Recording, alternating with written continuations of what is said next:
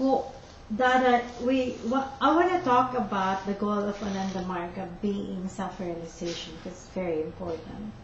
Um, because we don't know who we really are when we were born.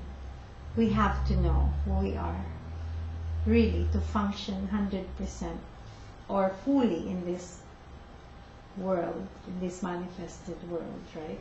Mm-hmm. So what do you think will happen if we function if in different areas of our life we are functioning and we are doing our everyday tasks and we have relationships and everything else without knowing who we really are? How important is it to know who we really are and be self-realized while doing our day-to-day tasks? Is it gonna help us, or is it gonna ruin us, not knowing who we really are? Would we be able to really succeed and make this world a better place if we really don't know who we are right now? Because we've been doing a lot of things for long time, and we have the depression now. We're like, and everyone said we're evolving. So what do you say to that? Mm-hmm. You know, when you know that you're moving in the right direction in your life, that's a big relief. When you're not clear about where am I going, what direction am I going, then you live with fear. Every day of your life you have fear. You have anxiety, insecurity.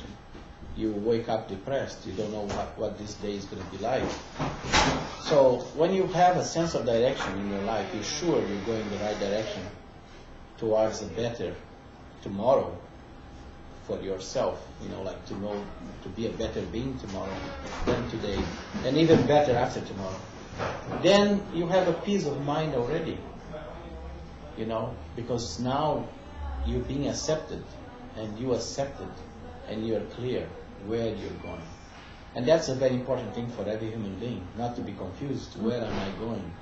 Once you have that goal, that you know it's there, the matter of arriving there is just, it doesn't matter when. It can be now, or it can be 100,000 years from now. Because you know you're going there. Time doesn't matter. Time is not the most important factor in spirituality. In spirituality, it's beyond time. So if it takes me a year or 100,000 years, it doesn't make any difference.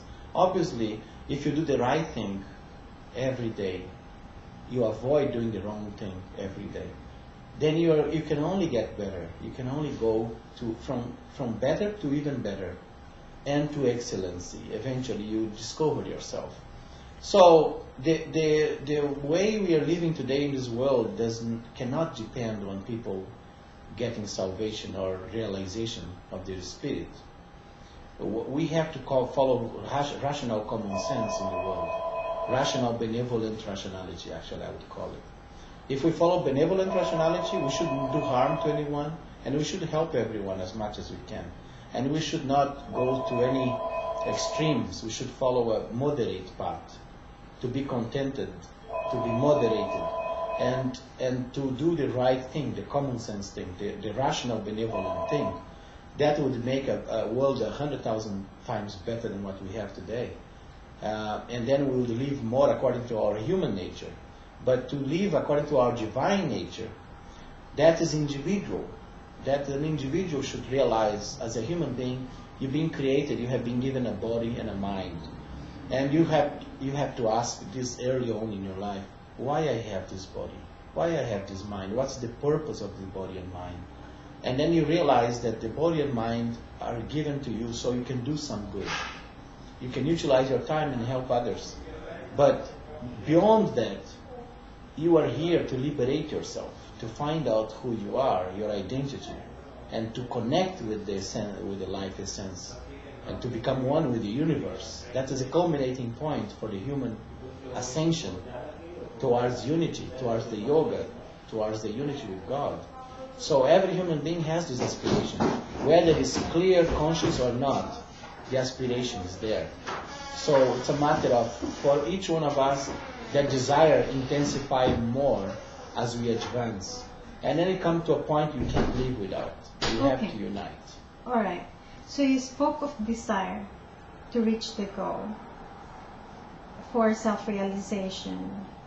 But what I'm saying is, if it's self-realization, it means to realize what is already in there, right? Yes. So then there is no goal, because a goal is separate from No, you. there is a goal, because you are convincing yourself that you are divine. The Which process, you are. which you are, but the process of convincing yourself, you know. Very tricky. Yeah, exactly. So the goal is, you can say there is a goal just to orientate your mind. Okay. You Okay, need to know cool. that you're going somewhere. All right. So you're convincing yourself, but you really want one thing, which is to experience that which you are, which is the life essence, 24/7 as you move around in this. How would you know you already got you there? see, when you look at another human being and you think, if I could know this person from the inside, then there would never be an argument, a rough exchange, a misunderstanding, a friction of some kind. If I could know behind the mind of every human being what they really feel, their ache, what they ache for in their heart, then I would have more compassion to all of them. So I think that we are not realized unless we realize certain qualities, like karuna. Karuna is a divine compassion that you feel for all beings at one time in your heart.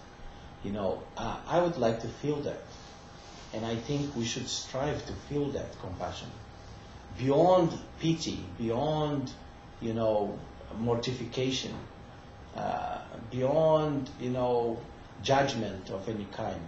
If we could get to that level, then we are not going to express ourselves through the mind. We're going to express ourselves through the spirit of compassion. That's what Buddha preached, compassion, one of the most essential qualities for spiritual liberation.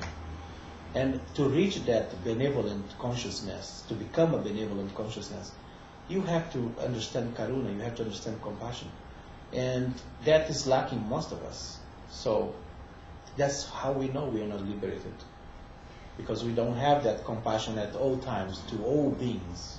Okay, so is there gradation of compassion? If there is, then it's changing. It's not of the life essence. What do you say to that? No. Hope and compassion are positive emotions. The fact that they're positive means they're part of a duality situation. They are the things that help you on your way. It's like you are looking for the sun, but while you're in the darkness, you follow the trail of little lights. Eventually you find the sun. Or you get lost in the darkness altogether and you don't have any clue where the sun is. And the more you dance in the darkness, the more dark it gets. So the polar star of your life, compassion may be that polar star of your life. It's a measurement stick also that you can see, how am I as a human being? Can I feel this compassion to an ant, to a little creature, to a struggling insect, to any mammal, any developed animal, any children, any flowers, anything that is alive, like to feel that connection, to feel like you want to protect life in every sphere. So if you can feel that sublime feeling, that is not an ordinary feeling. That's a sublime feeling. There are sublime feelings.